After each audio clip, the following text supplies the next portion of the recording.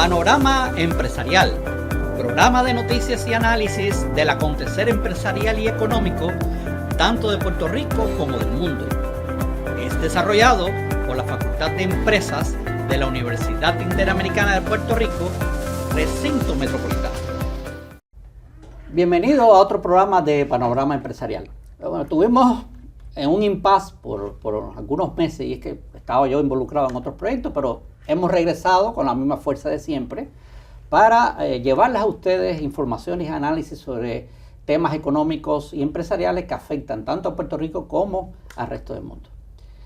Hoy vamos a traerle un tema que se aparta un poco de los temas originales que nosotros tratamos, pero no dejan de tener cierto impacto. Ustedes lo van a ver después en el análisis que vamos a hacer en el día de hoy. No dejan de tener impacto en estos temas normales que nosotros tratamos, que los temas económicos y empresariales. Y tiene que ver con las nuevas políticas que han emanado desde Estados Unidos con el cambio de administración que se produjo en el mes de enero. Para ello traemos aquí a un invitado de lujo, al doctor Javier Colón, profesor de Ciencias Políticas de la Universidad de Puerto Rico y experto en temas de Estados Unidos. Bienvenido, Javier. Gracias, a nuestro programa de Panorama Empresarial. Un gran placer estar aquí, Gerardo. Gracias a ti. Nos une una amistad de muchos años, así que... Seguro, muchísimos años. Bueno, mejor ni hablar de esos temas. Vamos a sacar cuenta para que la gente empiece a sacar cuenta de nuestras edades. Bueno, Donald Trump en la Casa Blanca lleva quizá un poco más de un mes y tal parece que lleva como si fuera años, ¿no? Sí, sí. Porque realmente entró con frenesí, sí, ¿no? Adoptando políticas tras políticas que impactan en el ámbito doméstico, pero también tienen impactos a nivel global, claro, a través de órdenes ejecutivas, claro, ¿no? Algunas de estas políticas las han echado para atrás, pero en esencia la mayoría se han mantenido. Hay muchos por ahí que han juzgado esta frenesí del accionar político en la Casa Blanca con adjetivos, o sea, han adjetivizado estas actitudes de Donald Trump. A mí me parecería, ¿no? A mí me parecería que hay elementos más de peso, más sustantivos que explican, más, yo le llamo, digamos, más sistémicos, que pueden explicar este accionar fuerte de Donald Trump en el diseño e implementación de algunas políticas. Sí. No sé si estás de acuerdo conmigo y quiero oír tu opinión al respecto. Sí, yo coincido contigo. Yo creo que a veces, como hay tanta aversión entre muchos sectores a Trump, pues a veces es difícil analizarlo con objetividad, ¿verdad? Como sí, sin pasión. Sí, exacto, sí, exacto. Yo creo, quizás viendo lo primero que señalaste, este es otro Trump. Este no es el primer Trump, que era un Trump que no sabía si iba a ganar o no, que no pensaba que iba a ganar. De pronto llega a la administración y tiene que utilizar una serie de personas que son parte del establishment de lo que normalmente gobierna el gobierno republicano. Este es otra cosa. Esto es un Trump que ya ha tenido 8 años, de 4 que estuvo gobernando y 4 que no estuvo, pero estuvo al mando del Partido Republicano, contemplando qué iba a hacer. Y no sé si recuerdas que se había hablado mucho del proyecto 2025, sí, de una serie de propuestas que ha resultado ser... Que él negó, en un momento de su campaña, negó que él no se estaba guiando, no se iba a guiar por ese proyecto. Y que él no lo había leído. Que no lo había leído. Y yo le creo. Él no lo había leído, pero él estaba al tanto de que se estaba haciendo. Pero sus asesores lo leen y se lo explican. Correcto, correcto. Y entonces, en ese sentido, pues ha sido... increíblemente activo este primer periodo. Y aquí hay, Gerardo, creo yo, una estrategia de comunicaciones y una estrategia de política pública. Okay. La estrategia de comunicación es poner tantos temas a la vez sobre la mesa, que un poco aplica eso de la doctrina del shock que habla Naomi Klein, de que tú no sabes ni hacia dónde mirar, porque son tantas cosas las que están pasando al mismo tiempo. ¿Qué analizo? La propuesta de tomar el canal de Panamá, la propuesta de adquirir Groenlandia, la propuesta de hacer un desarrollo de viviendas lujoso en Gaza y asumir Gaza como un territorio. Nada más, y eso es hablando de la esfera internacional nada más. Vamos olvidarnos un momento de todas las propuestas en el plano interno o doméstico. Y en ese sentido, el análisis me parece a mí que resulta particularmente complejo, porque tú tienes que sacar el grano de la paja. ¿Qué cosas se están diciendo para crear un efecto y qué cosas se están diciendo porque en efecto constituyen políticas públicas de largo plazo? En ese sentido, yo pensaría que lo más importante que está ocurriendo es el tema de Ucrania, porque ahí el presidente Trump ha hecho algo que muchos analistas pensaban que no. Yo sigo, por ejemplo, mucho un analista de política internacional, Mitch Heimer, de la Universidad de Chicago, y él decía que se le hacía difícil entender que Trump pudiera de pronto ceder en los puntos más importantes que estaba poniendo Putin como elementos para iniciar una negociación. Y esos dos puntos precisamente eran, número uno, que se partiera de la premisa de que los terrenos que Rusia había ganado no se iban a perder por parte de Rusia, y segundo, que Ucrania no iba a ser parte de la OTAN.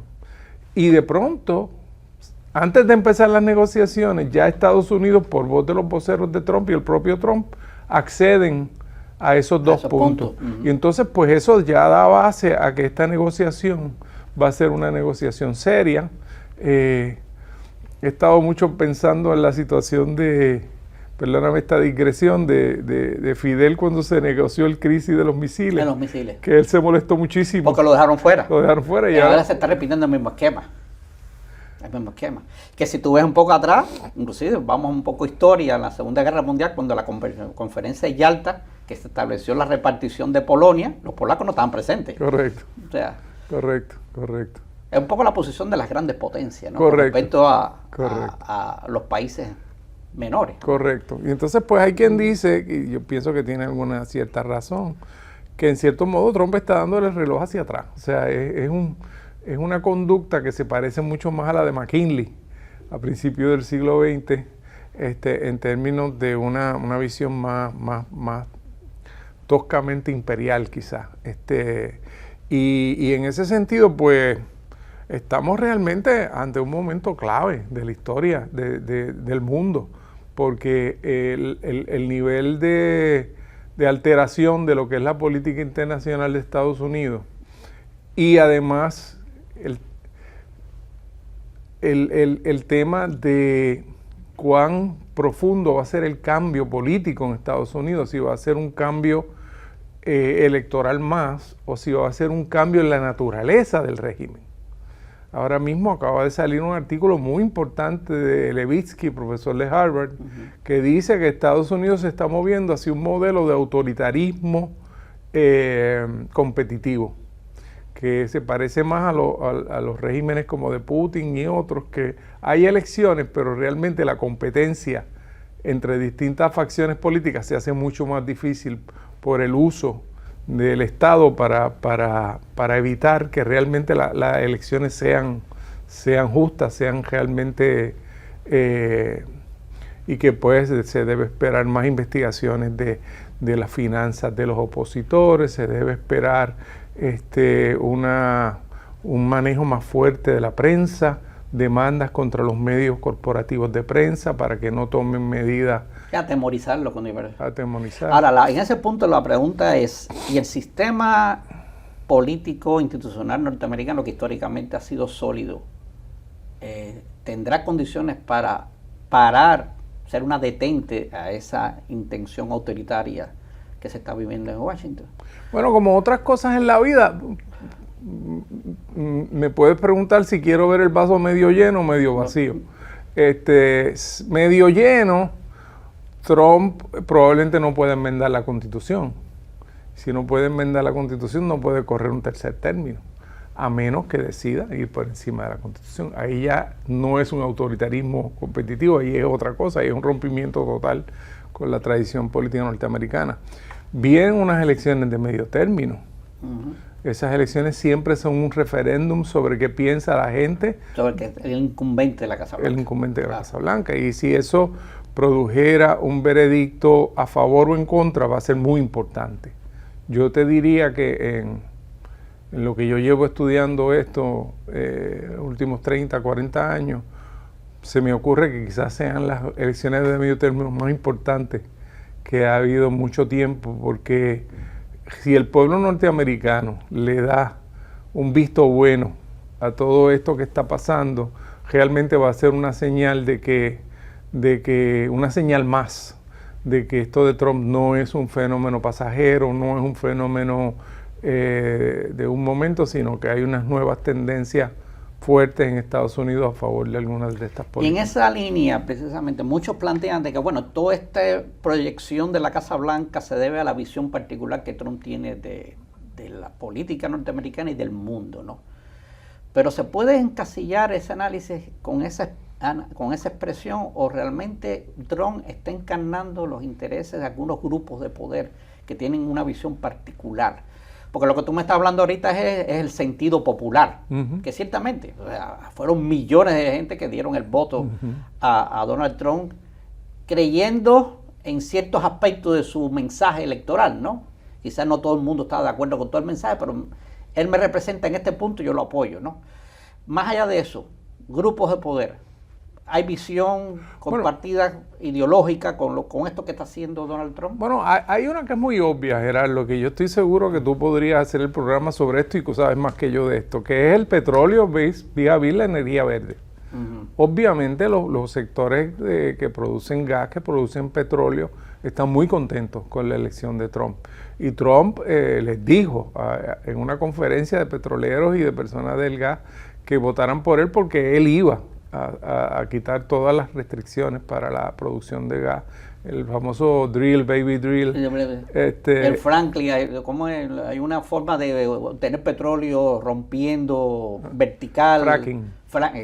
Exactamente, sí. Que no le importa muy poco la cuestión del medio ambiente. Así que en ese sentido, obviamente, todo el esfuerzo que había hecho Biden a través de la ley de infraestructura por adelantar una agenda verde, eso se cae completamente. En ese sentido, lo que en el lenguaje del pasado llamamos las fracciones de clase, obviamente hay unos ganadores y hay unos perdedores fuertes aquí. Que es interesante porque, en cierto modo, yo creo que la política de Biden tenía en este sentido, hay cosas de Biden que yo rechazo totalmente, pero Biden... ¿Cómo, por ejemplo? Yo creo que Biden fue demasiado guerrerista con el tema de Ucrania. Yo creo eso, yo creo que... Menos negociador. Sí, yo pienso que sí. Pero, por ejemplo, la energía verde estaba tratando de proteger a la economía norteamericana del avance que está teniendo China en esta área. Y entonces, si tú tienes unos carros eléctricos de China que son ya más baratos, pues tú tienes que proteger tu industria en lo que Estados Unidos se pone en su sitio. Claro. Bajo la idea de que el futuro de la industria de autos y de la energía eléctrica y de la provisión de energía en general va a ser una energía verde de acuerdo al tema del cambio climático. Yo eso lo veía como una política coherente. La política de Trump es coherente en la medida en que tú niegas el cambio climático y en la medida en que tú quieres favorecer unos sectores que te están favoreciendo a ti. Pero de nuevo, es más transaccional que una política pública de peso. Así que en ese sentido, entonces en el sentido internacional, yo creo que hay unos sectores de la inteligencia y también de sectores de poder que entienden que el enemigo principal de Estados Unidos no es Rusia. Que el enemigo principal de Estados Unidos, por su capacidad económica, por su población, por sus recursos, por su capacidad de convertirse en potencias regionales hegemónicas en el Pacífico, en el Indo-Pacífico, es China. Es China. Pero eso se está hablando de hace años atrás, décadas atrás. Claro. Que China se perfilaba como la superpotencia del siglo XXI. Claro. Pero en ese sentido, estos sectores, incluso sectores intelectuales importantes, de conservadores, pero muy influyentes, entienden que la guerra de Ucrania en cierto sentido es una distracción de lo que son los verdaderos intereses de Estados Unidos. Y en ese sentido sí es muy importante lo que está ocurriendo porque se está dando mucho más que en el primeros 4 años un rompimiento entre Europa y Estados Unidos, y ahora Europa acaba de ganar un gobierno conservador moderado en Alemania, que su primera tema de agenda es mejorar la capacidad militar de Europa para no depender tanto de Estados Unidos, porque se sienten que en el análisis último Estados Unidos no es ahora, bajo Trump, un socio confiable,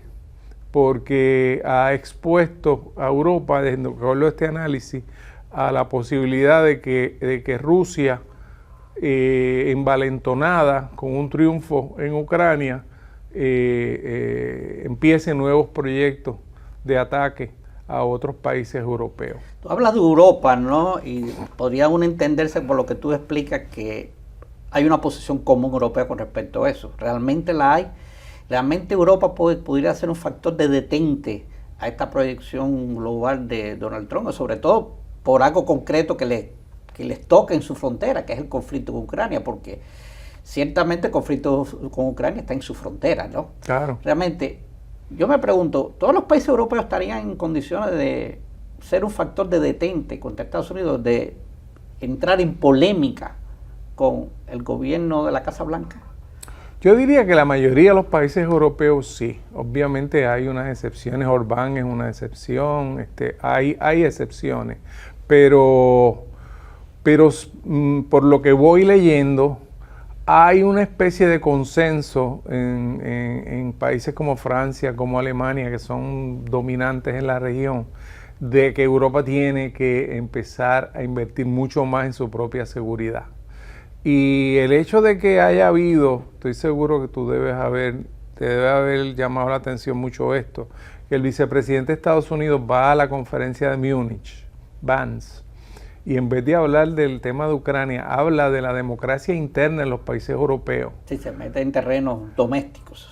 A pocos días de las elecciones de Alemania. Para decir que no debe haber una exclusión de la extrema derecha que se le vincula en Alemania con los nazis. Eso cayó como una bomba, y realmente pues tú te das cuenta que la fricción ahora es mucho mayor, porque antes Trump decía, mira Europa, ustedes tienen que llegar al 2% en el gasto, ahora es el 5%. El 5% es más de lo que gasta Estados Unidos.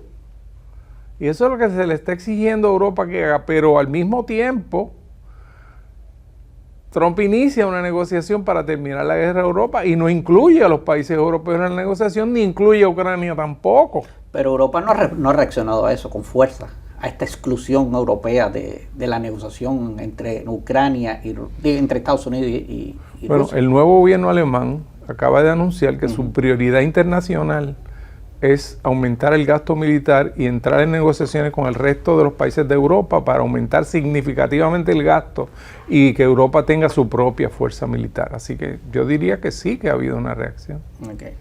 ¿Puedo entonces entender, Javier, a partir de lo que acabas de explicarme, que Europa pudiera ser un factor de detente de la proyección de la nueva política de la Casa Blanca, por lo menos circunscrito al tema europeo? Quizás no sea un factor de detente para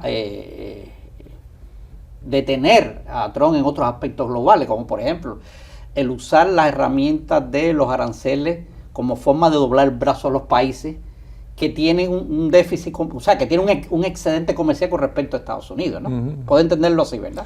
Bueno, lo de Europa va a tomar tiempo. Okay. Tú no desarrollas una nueva doctrina militar y una nueva capacidad militar propia de un día para el otro. Es decir, Europa estaba dependiendo del sistema de seguridad que Estados Unidos le estaba brindando y no se sentía que tenía que tener su propia nivel de inversión. Estados Unidos gasta 850 billones de dólares en armamentos y en defensa, o sea que es mucho más que lo que gasta Europa en su conjunto, así que esto no va a ser de un día para el otro, pero lo interesante es que se haya producido este tipo de fricción tan grande que yo no la esperaba a este nivel, como te decía antes. Y tan temprano, ¿no? Y tan temprano, porque pues sí, aumente, o sea, y era una política que realmente no era de Trump, era de Obama, aumentar ese gasto militar europeo y esta idea de que Estados Unidos estaba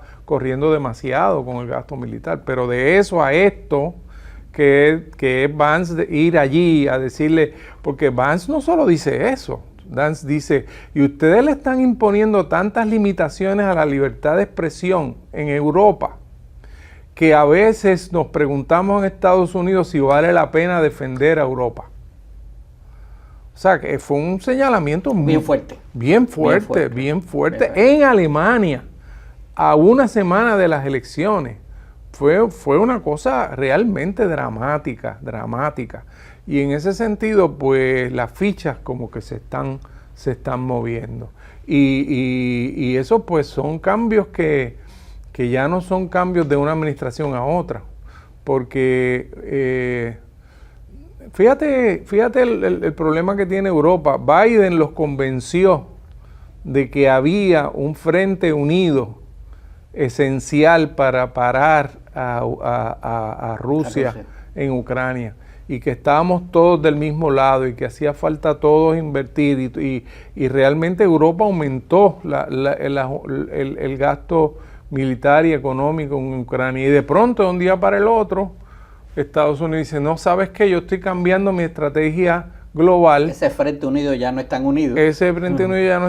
Yo necesito mejorar las relaciones con Rusia, porque necesito que Rusia y China se me separen un poco. Y Biden no entendió eso, no entendió que si le tirábamos con todo a Rusia, Rusia iba a recurrir a China.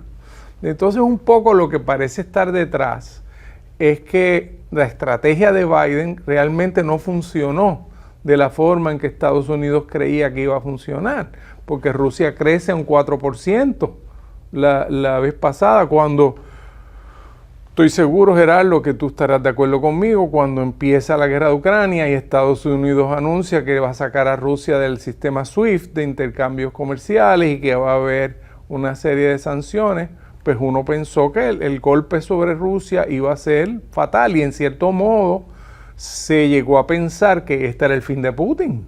Y no ocurrió. Pero no ocurrió porque ese Frente Unido que tú mencionas no fue tan unido. O sea, porque los nexos económicos que algunos países europeos tenían con Rusia pesó más que el plegarse al llamado de sanciones. Claro, algunos, por ejemplo, el nexo más importante era combustible, gas y petróleo. Claro. Muchos siguieron comprándole combustible a Rusia hasta que buscaron una fuente alterna. Claro. Mientras no lo buscaban, siguieron. Más los problemas de implantar esa prohibición de compra, porque los buques rusos iban y le depositaban entonces el petróleo a otro país, ese otro país, y se dice que incluso Estados Unidos podía estar consumiendo petróleo ruso.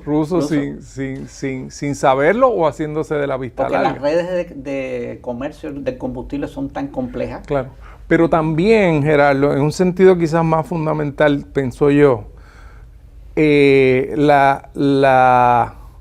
fíjate que aquí puede estar también un interés de Trump de debilitar a los BRICS y sacar a Rusia de la órbita de los BRICS y tratar de traer de nuevo a Rusia como...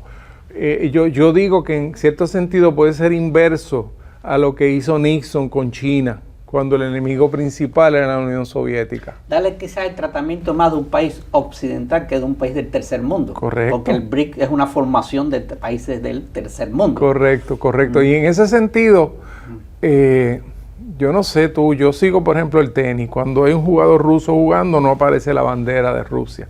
O sea, fue una exclusión total. Y entonces Trump está revirtiendo eso. Y eso es un desarrollo bien importante.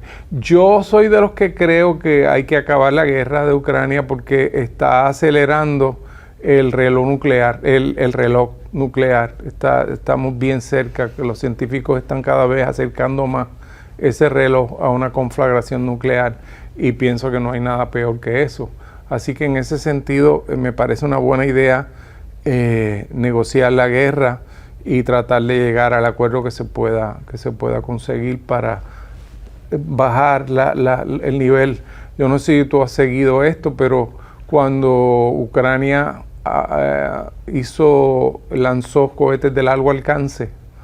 Entonces Putin contestó que las tropas y las bases de los países que estaban colaborando con eso eran blancos en una posible conflagración. Así que eso acercó más el reloj nuclear.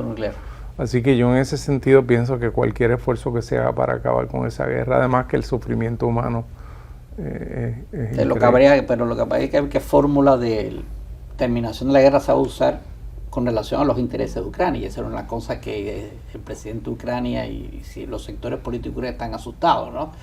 Que ellos están dispuestos a ceder para lograr esa paz, ¿no? Ahora, siguiendo en la línea de factores de detente a la política de la Casa Blanca en el plano doméstico, una de las cosas que a mí me tiene sorprendido es el silencio del Partido Demócrata.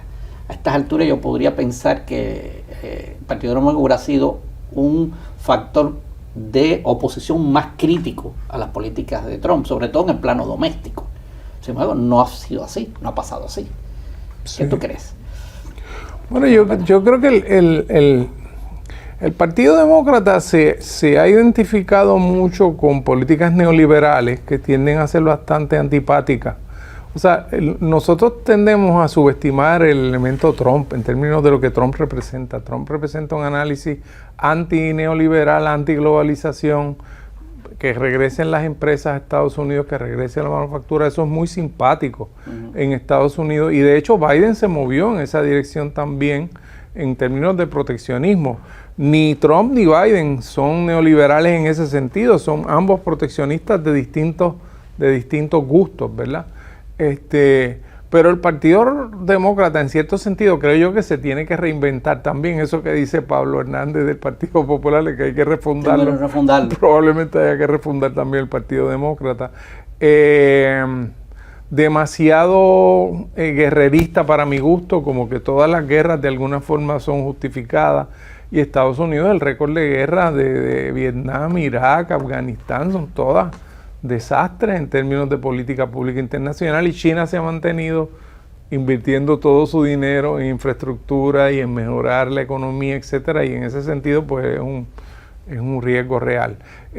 Así que el Partido Demócrata se tiene que reinventar, tiene que buscar un nuevo liderato que no lo tiene, está descabezado. Acéfalo. Pero la sociedad americana es una sociedad que ha dado muchas luchas de derechos civiles. De hecho, los que se han opuesto más firmemente a estas políticas de Trump en el plano doméstico han sido organizaciones sociales. Correcto. Y en estos días los electores republicanos, en los distritos republicanos, confrontando a sus representantes republicanos. ¿Cómo es eso que hay unos jóvenes metidos en las agencias, deteniendo el pago de empleados, cerrando agencias, y el pobre legislador republicano no puede explicar lo que está pasando? Porque eso está bajo el control total de Musk y de Trump. ¿No? O cuando ven esa familia republicana, que ven que un familiar que era federal lo sacaron de la noche a la mañana. Correcto. Y perdió el empleo. Correcto. Sin una alternativa concreta. Correcto. Sí. Entonces de pronto los empleados federales son el enemigo. El enemigo. O sea, y eso en algunos estados donde hay un gran número de empleados federales. Así que yo espero resistencia, espero al mismo tiempo pues ese discurso nacionalista de que nosotros podemos hacer de nuevo Estados Unidos el sheriff del mundo, pues hay unos sectores que se inspiran también con ese nacionalismo. No, y otra cosa que, digamos, el ser humano somos seres racionales, ¿no? Y una de las promesas que había hecho Trump en su campaña es que iba a bajar la inflación. Claro. Esta política de doblarle el brazo a los países, claro, a través de elevación de o imposición de aranceles, no ayudan en ese proceso. No ayuda. Realmente al contrario, las políticas arancelarias son políticas que accionan o impactan la inflación, claro, o sea, la incrementan, claro, notablemente. Y no ha habido una mejoría en ese campo. Claro, y el bolsillo de ese ciudadano común se lo está resintiendo. Dice, claro, bueno, llevamos ya más de un mes del gobierno de Trump y no veo que baja la inflación.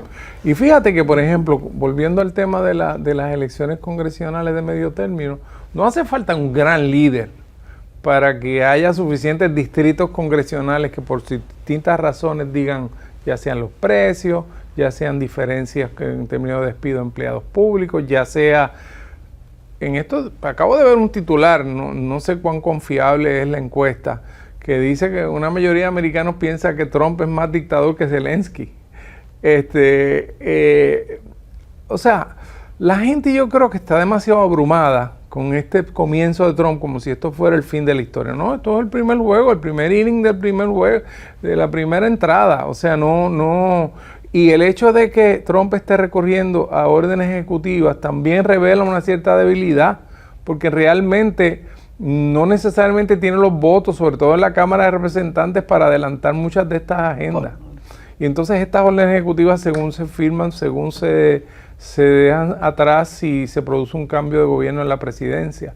Así que yo creo que es muy temprano hay un intento de moverse, yo estoy de acuerdo con Levitsky, a un tipo de autoritarismo competitivo. Yo creo que Trump va a meter mucha presión con los medios de comunicación, está demandando los medios de comunicación, y ahí, fíjate que cuando tú demandas a CBS o NBC, etcétera, estas son compañías que tienen otras compañías en otros negocios, y que Jeff Bezos, por ejemplo, dueño del Washington Post, pero además tiene varios otros negocios que tendría mucho interés en tener una relación la carrera espacial. La carrera espacial tiene una compañía en esa línea. Entonces, esa es la preocupación, una de las preocupaciones principales de gente como Levitsky, el profesor de Harvard, que es que a cuánto van a ceder estos billonarios a esta presión de Trump. Y él dice con mucha molestia que él dice, yo, profesor de Harvard, que lo que gano es un salario, estoy aquí dando la cara, estoy tratando de demostrar los riesgos. Entonces una persona como Bezos, que tiene tantos recursos, está midiendo mucho sus pasos. O se pliega a la corriente. Eso es lo que ha hecho Bezos y otros, como le dicen ahora, oligarcas, ¿no? Afortunadamente, yo creo que todavía no. Todavía yo leo el Washington Post por la mañana y tiene una posición crítica.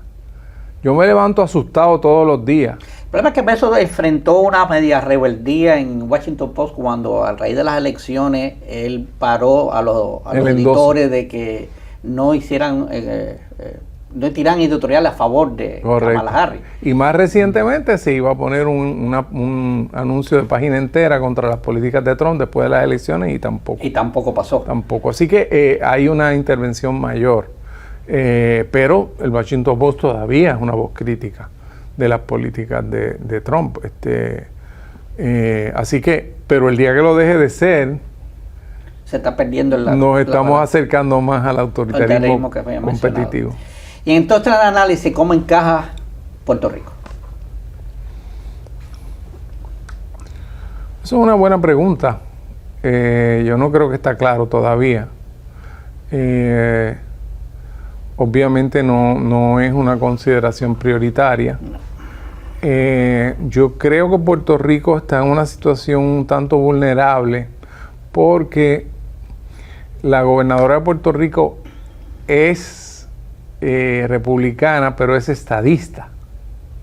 Y en este momento la estadidad es una mala palabra en el Partido Republicano, literalmente.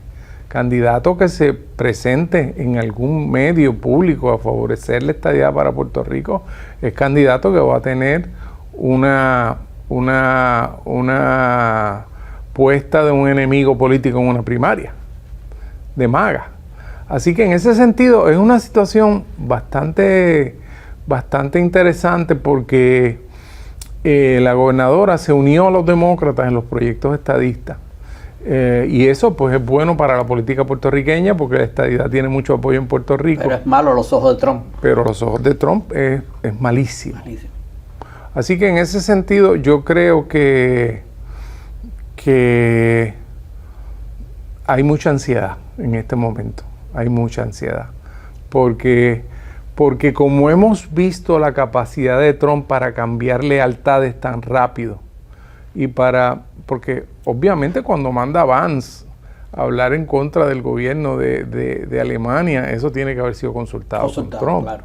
Así que los propios europeos se sientan ahora traicionados por Trump, te habla de que es un gobierno que no le tiembla el pulso de tomar decisiones cuando las tiene que tomar. Más allá de eso, yo no me atrevo a decirte nada más, porque Puerto Rico, la política estadounidense hacia Puerto Rico ha sido muy estable. Nosotros vamos ahora en marzo a experimentar el 125 aniversario de la ley Foraker. Esa ley está vigente. El dólar es el dólar de la ley Foraker. El comisionado residente es el comisionado residente de la ley Foraker. El libre comercio con Estados Unidos, hasta donde lo hay, es la ley Foraker. O sea que la aplicación de las leyes federales sobre Puerto Rico es la ley Foraker. Así que Estados Unidos ha hecho en realidad pocos cambios en su política hacia Puerto Rico. Si Trump va a realmente asumir una posición de alterar ese status quo, para mí todavía es una pregunta que está sobre la mesa. Eso en el ámbito político, pero ciertamente hay un factor que abona esa ansiedad, de que es la cuestión económica, ¿no? Las transferencias. Las transferencias de fondos federales, cuando tú ves esas señales que están saliendo de allá, de que se va a replantear todo el mecanismo de ayuda a los estados cuando frente a desastres naturales, que se está planteando inclusive eliminar a FEMA o bajarle su rol. Pero en la misma línea de lo que tú estás hablando, puede ser que políticamente Puerto Rico, la Casa Blanca no se proyecte con respecto a ninguna preferencia de estatus, pero en el plano económico empieza a retener fondos que le hace falta a Puerto Rico para seguir funcionando. Ahí sí tendría un impacto fuerte. Claro, pero aquí Trump, de nuevo, yo creo que la gente en cierto modo lo subestima. Trump nunca se ha manifestado a favor de cortes en el Seguro Social ni en el Medicaid, y ha dicho recientemente que no va por esa ruta. Pero sí en el enfrentamiento a los desastres naturales. Y en Puerto Rico, tú sabes que estamos en una línea de ataque constante de los huracanes, claro, más ahora la cuestión de los terremotos. Claro, y él habla de devolverle eso a una función de los estados. De los estados. Y no ha hablado nunca de los territorios. Así que eso también contribuye a las ansiedades. A las ansiedades. Ciertamente. Pues bueno, ciertamente esto es un tema que amerita quizás más de un programa, tema muy vasto. Yo creo que es un tema que hay que darle seguimiento, a ver qué pasa en las próximas semanas, los próximos meses. Lo que tú planteabas es muy cierto, tenemos que poner ojo a estas elecciones de medio término. Puede no ocurrir cambios, pero puede ocurrir grandes cambios que establezcan las nuevas pautas de la política de Washington en la segunda mitad del gobierno de Donald Trump. Así que, Javier, muchas gracias por tu presencia aquí. Espero que hayan disfrutado de este programa y, como siempre les digo, les recuerdo que es importante que se suscriban a nuestro canal y le den like al mismo. Así que será hasta otro programa de Panorama Empresarial.